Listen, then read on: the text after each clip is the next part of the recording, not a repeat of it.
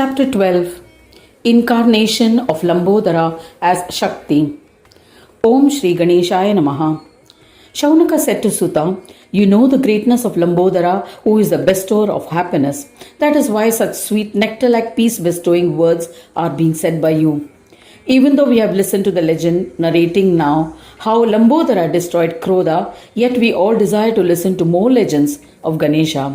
Therefore, O Great One, please tell us some more fascinating and purifying legends of Vignesha, which Daksha heard from the ocean of yogic knowledge, Muni Mudgalacharya." Sutta replied, "O Shaunaka, you are blessed. Seeing your eagerness, I shall narrate another legend of Lambodara, which Mudgalacharya narrated to Daksha."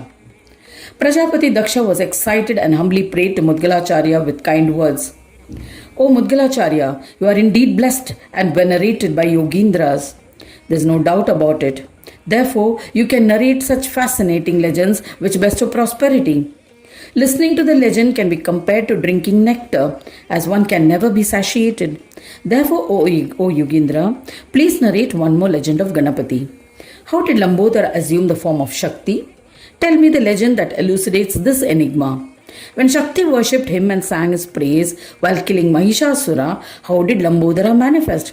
Please tell me." Gananayaka incarnated as a son of Sesha and mounted Mushaka to kill Mayakara. Please recount these events too. Why did Savarni Manu feel the need to worship him with devotion? How did Shakti Ganesha incarnate? O merciful one, please describe all these details. O Lord, the incarnations of Lambodara are innumerable. Listening to his legends is joy bestowing. O Yogindra, please describe Ganapatya.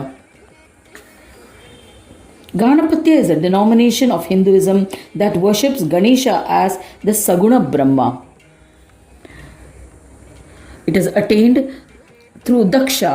Daksha connotes an initiation into a sect. What is the form of Ganesha? How do people perform puja of Ganesha?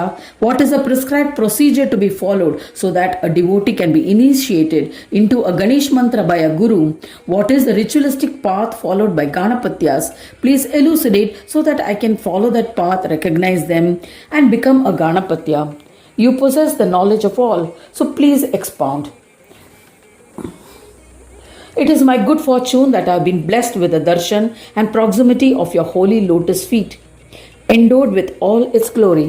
Sutta said to Shaunaka that when Daksh Prajapati pleaded thus, Mudgala Mahayogi, who was the beloved of Ganapa, was pleased and replied, "O Daksha, you are undoubtedly blessed and accomplished, which is why you desire to listen to the legends of Ganesha. You have love for Ganapati. I am pleased with your devotion. I shall narrate this purifying legend which bestows happiness to the listener and the narrator about the path of devotion to Ganesha. The one who was described as Brahma existed earlier in one form. When he felt a desire, Maya was created from him.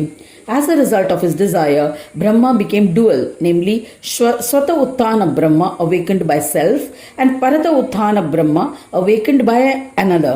There is no doubt about it. I shall explain this knowledge of yoga. Brahma, who was completely devoid of Maya without desires and immersed in self-bliss, Atma Sukha, is Parata Utthana Brahma.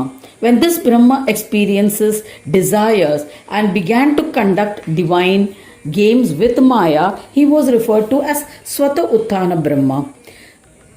This is explained in the Vedas. From Swata Utthana Brahma, a variation, a Vikalpa, was created. As a result of this Vikalpa, Brahma became a duality, namely the singular form before the desire was felt and multiple forms after the desire emerged.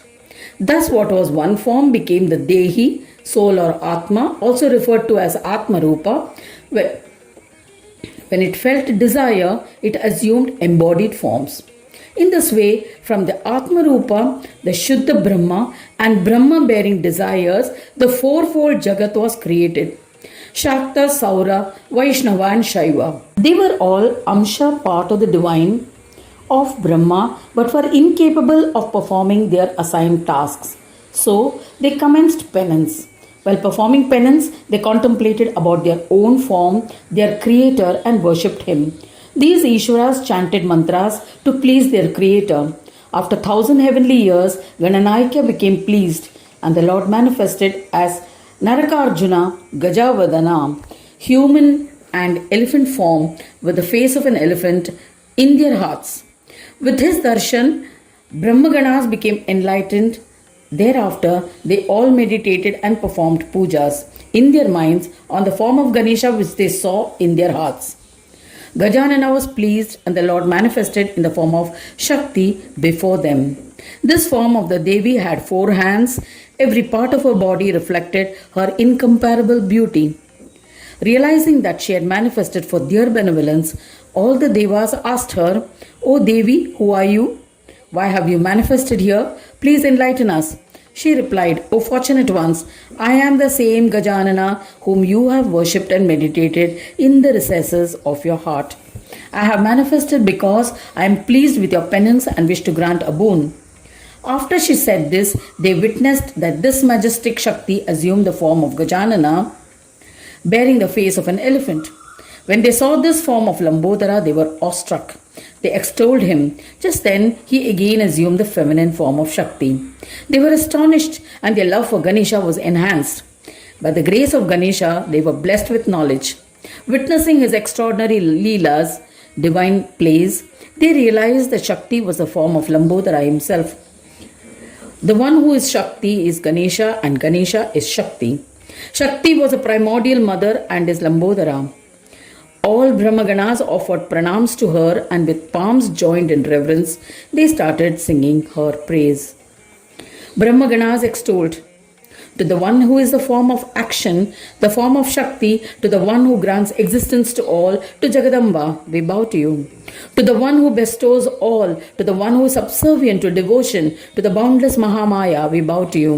To the one who forever resides in Swananda, to the one who regulates Jagat Brahmas, Lord of Universe, to the one who is endowed with differences, O Vigna Swamini, we bow to you. To the immeasurable one, we bow to you. To the armor that protects the devotees, to the creator, preserver, destroyer, to Ganeshini, we bow to you. This entire world is created from your belly. There is no doubt about it. O Devi, your belly is the form of this universe. We bow to you. It is you who nurtures through breastfeeding. Hence, your bosom is a part of incarnation. We bow to you. You swallow everything through your mouth when you realize that annihilation is nearing. In this manner, your mouth is a destroyer. We bow to you. You who cannot be experienced by the mind or expressed by speech, you who are Manovani Vihina, but have assumed an embodied form for the sake of your beloved devotees, O goddess of your devotees, we bow to you. O Mahamaya, you are also known as Shakti. You reside in all those who are considered powerful. We bow to you. You are the might of Vedas and yogis, who is competent enough to glorify you on this earth, so we only bow to you. Brahmaganas sang such praise of Jagadmata, the mother of the universe. She was so pleased with their devotion that she said, "O Brahma, ask for any boon you desire, and I shall grant it with all my generosity. I am pleased with the penance, devotion, and stotra which you have composed. This stotra will have the power of bestowing capabilities as well as devotion, O illustrious ones. Anyone who reads the stotra shall get all they desire. They will also be blessed with all enjoyments and liberation. There is no doubt about it." Hearing these words of Shakti, Brahmas bowed to her and, content with boons bestowed by the Supreme Mother, said, "O Supreme One, if you desire to grant us boon, then grant profound devotion to you. Give us strength, O Devi, to destroy our enchantments. There is no doubt about it. O Mahadevi, grant us the capabilities of carrying out our assigned duties, and we shall do what is to your liking." Shakti granted their wishes by saying, "All your desires will be fulfilled." The all bestower Shakti disappeared. By the powers of boons granted, Brahmas created independent universes for themselves. With the blessings of Shakti, they created pleasures within them. They indulged in their creations and conducted divine plays in them. They wielded authority over them and preserved and destroyed them. There is no doubt about this. Mudgalacharya said, "O Daksha, I have narrated the ancient legend of the incarnation of Lambodara as Shakti. Anyone who listens to this exposition with devotion will be blessed with all enjoyments and get liberation in the end. Being blessed with prosperity, he shall in the end ascend to the position of Brahma." Sutta is narrating the story to Shaunaka. Hearing the words of Mudgalacharya, Daksha was extremely happy and asked, "O Mudgalacharya, you have told me about the glory of Shakti.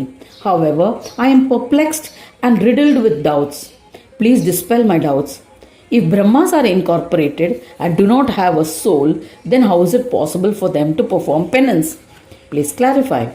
How do their eyes fill with tears? And how do they feel exhilaration when they are incorporeal? This is my doubt." Mudgalacharya, the omniscient paragon, happily replied to Daksha Prajapati, "O intellectual one, it is true that Brahmas do not exist with a body or soul. This has been stated in Vedas.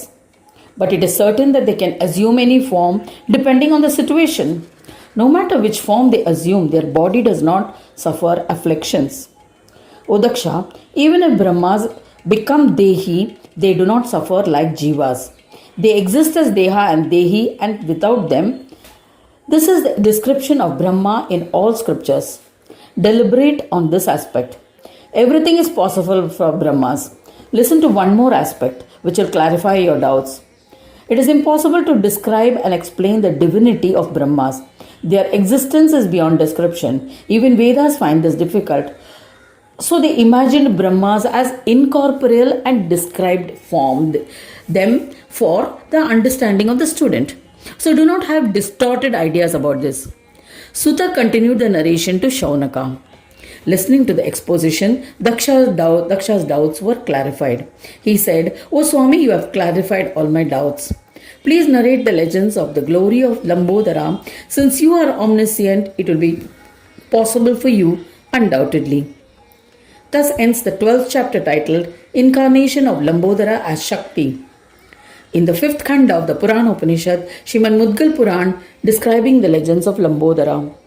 Dedicated to Sri Gajanana, end of chapter 12.